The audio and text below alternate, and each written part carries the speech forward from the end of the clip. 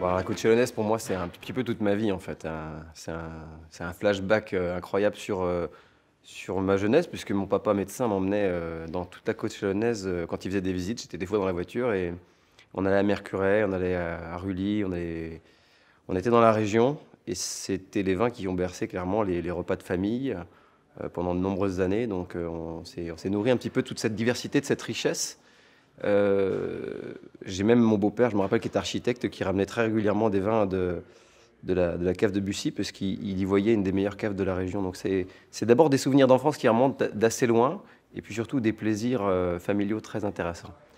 La côte chalonnaise, c'est aussi après le début de ma carrière en sommellerie, puisque c'est les premiers domaines que j'ai visités avec la timidité des jeunes sommeliers. Je me suis concentré d'abord dans les régions un peu moins connues que la Côte de Nuit et la Côte de Beaune.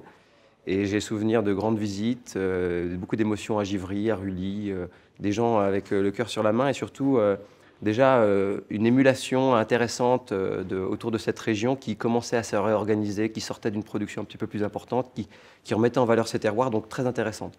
Puis aujourd'hui, ben, sincèrement, c'est la région en Bourgogne que je préfère visiter parce que je crois qu'elle n'a jamais été aussi dynamique qu'aujourd'hui. Je suis profondément convaincu que la côte chalonnaise a quelque chose d'incroyable à écrire dans la partition des grands vins de Bourgogne. Mais il y a une chose qui est certaine, c'est que c'est elle qui offre aujourd'hui les meilleurs rapports prix-plaisir dans la région. Chapeau au vigneron de Bussy pour la collection Mille Buts.